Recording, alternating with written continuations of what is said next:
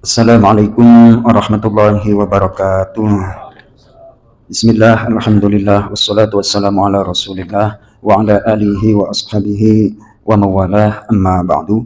Jemaah sekalian, jemaah salat maghrib Masjid Nurul Ikhlas rahimakumullah, melanjutkan topik tentang orang mukmin yang pasti mendapatkan kebahagiaan dan kesuksesan, yakni dalam surah Al-Mu'minun pada ayat-ayat yang pertama sampai dengan ayat yang ke-11.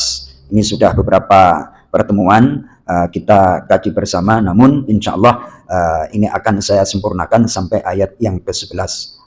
Allah Subhanahu wa taala berfirman di dalam surah Al-Mu'minun, Bismillahirrahmanirrahim, qad aflahal mu'minun, sungguh pasti orang mukmin berbahagia, sukses. Sifatnya bagaimana? Ciri-ciri orang mukmin yang sukses, alladzina hum fi salatihim khashi'un, yakni orang yang khusyuk di dalam sholatnya. Pertama kali ketika kita ingin mendapatkan pertolongan dan kesuksesan kebahagiaan, harus pandai menjalin hubungan kepada Allah, silatullah. Jadi sholat itu kan hubungan seorang hamba dengan Allah, hubungan vertikal harus dijaga. Orang kalau sholatnya nggak beres, jangan harap hidupnya bahagia, omong kosong, kesenangan yang menipu. Nah, sholat yang bagaimana yang khusyuk? Yakni sholat yang tentunya yang disempurnakan. Sholat yang disempurnakan yang bagaimana? Ya berjamaah. Kalau berjamaah itu kan pasti tinggal ngikut. Minimal kata para ulama, standar paling rendah sholat berjamaah, sholat khusyuk itu nggak lupa bilangan rokaat. Mas Toto, Pak Ucuh, Pak Tosim ini tadi sholat itu kira-kira konsentrasinya berapa persen? Ada 50%? Nggak usah dijawab. Jawab sendiri-sendiri aja. Coba kalau nyetir mobil itu kira-kira nggak konsentrasi sepersekian detik, ngantem apa itu?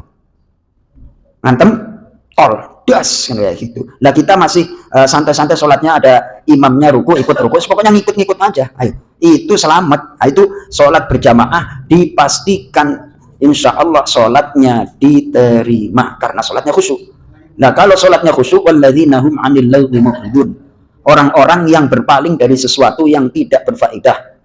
Lagwi itu ma la faidata minal qauli wal fi'li, sesuatu yang tidak ada faedahnya baik berupa ucapan maupun perbuatan. Jadi sholat khusyuk itu mengantarkan di luar sholat itu pandai beraktivitas, menjaga diri dari hal-hal yang tidak berguna.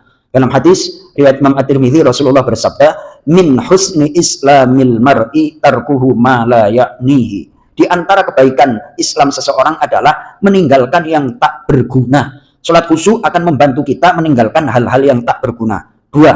Yang ketiga adalah walladzina hum lizzakati fa'ilun, orang yang menunaikan atau melaksanakan zakatnya. Ini menurut Syekh Muhammad Mutawalli Sya'rawi adalah bentuk kepedulian sosial, peka terhadap nasib saudara-saudara kita, terhadap orang-orang yang ada di sekeliling kita.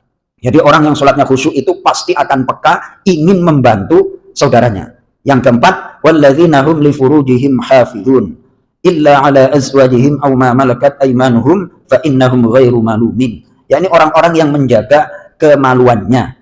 Nah, ini sebagai simbol mampu menjaga diri dan kehormatan. Orang kalau mampu menjaga diri dan kehormatan, langkah berikutnya ayat yang ke-7, faman ibtagha wara'a dzalika faulaika humul 'adun.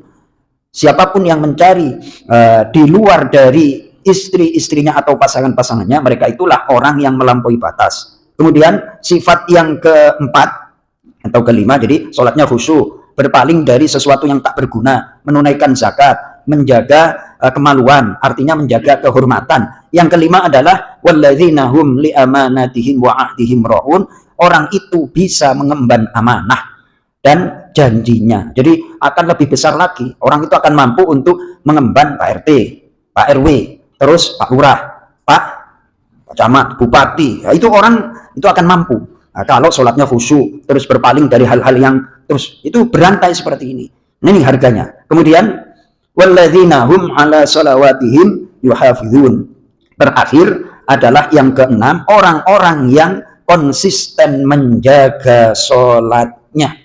Jadi diawali dengan sholat, diakhiri dengan sholat. Jadi pekerjaan orang mukmin itu adalah intidharus sholah ila sholah. Pekerjaan orang mukmin itu adalah menunggu waktu sholat dari satu waktu sholat ke sholat yang lain. di antara waktu sholat kepada sholat yang lain itu adalah diisi dengan aktivitas yang bermanfaat. Kewajiban kedua, Pak Tosim punya keluarga yang dari nafkah lah Pak Tosim, ya kan, masa main-main ya Mas Toto. Bagi anak yang sekolah ya cari ilmu, itu kewajiban yang kedua. Kewajiban pertama tetap sholat, jangan sampai sholat dikalahkan pekerjaan, salah besar itu, nggak bakalan, akan tertipu. Nah, kemudian orang yang sifatnya seperti itu, mereka itulah ulaika humul warithun, mereka adalah orang-orang yang mewarisi. Mewarisi apa? Alladzina yarithunal firdausa hum fiha khalidun. yakni orang-orang yang mewarisi surga Firdaus dan mereka kekal di dalamnya. Dijelaskan dalam hadis, di surga itu, di akhirat itu disediain surga neraka. Nih, gara-gara surganya orang kafir nggak diambil, nggak pakai tiket sholat, nggak pakai tiket zakat, nggak pakai tiket amal soleh, ya sudah diambil oleh orang yang beriman. Jadi semuanya udah disediain itu, makanya bahasanya warisan. Yang mewarisi surga, gara-gara nggak diambil oleh orang kafir, maka diambil oleh orang yang beriman. Ngambilnya pakai tiket, tiketnya beriman, tiketnya sholat khusyuk, kemudian berpaling dari yang tak berfaedah, menunaikan zakat, menjaga diri, menjaga amanah, konsisten dalam sholat 5 waktu. Ada sifat berapa ini?